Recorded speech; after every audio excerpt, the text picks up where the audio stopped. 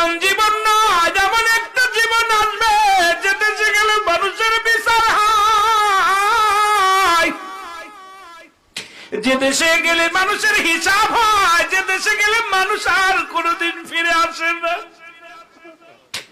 যে দেশে গেলে কোনোদিন আর ফিরে আসা সম্ভব নয়, সেই দেশটার নাম হলো কবর। দুনিয়ার মানুষ তিনটা বিপদ, নাম্বার 1 হলো মানুষের মরণ, 2 নাম্বার বিপদ হলো কবর, 3 নাম্বার বিপদ হলো কিয়ামতের ময়দান। একটার পরে একটা বিপদ। 1 নাম্বার হলো মানুষের মরণ। এই দুনিয়ার মধ্যে মরণের কথা বলতে গেলে মনটা মনে পড়ে যায় রে। কত মানুষের জানাজা পড়াইলাম, কত মানুষের দাফন করাইলাম, কত মানুষের চির বিদায় করে দিলাম। কোন দিন যেন আমার ডাক এসে যাবে রে। আল্লামা মুফতি আমজাদ আলী সাহেব একটা কিতাব লেখলেন, কিতাবের নাম বারে শরিয়া।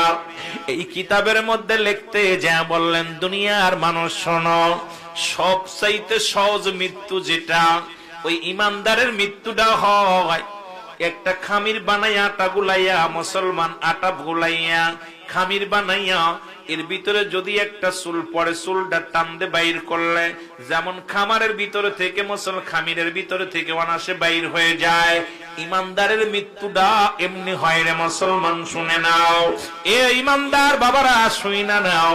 আল্লামা মুফতি আমজাদ আলী সাহেবের কিতাব থেকে শুইনা নাও। উনি বলতেছে, দুনিয়ার মানুষ শোনো, একটা সাধারণ মৃত্যু 70টা উটের গায়ের চামড়া জবাই না করিয়া উল্টো দিকে টান দিয়া লবণ আর মরিচ লাগা দিলে যতটুকু যন্ত্রণা হয়, এর চাইতে 70 গুণ যন্ত্রণা হয় একটা সাধারণ মৃত্যু। এখন যারা মরণকালে পায়খানা করে দেয় রে,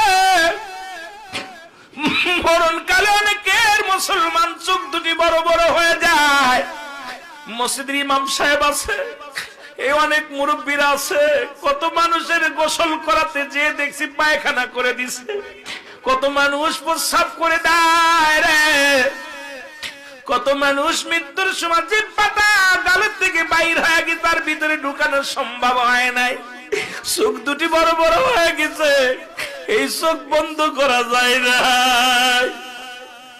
হাত বেঁকা হয়ে গেছে, পা বেঁকা হয়ে গেছে রে, সোজা করা সম্ভব হয় নাই রে মুসলমান।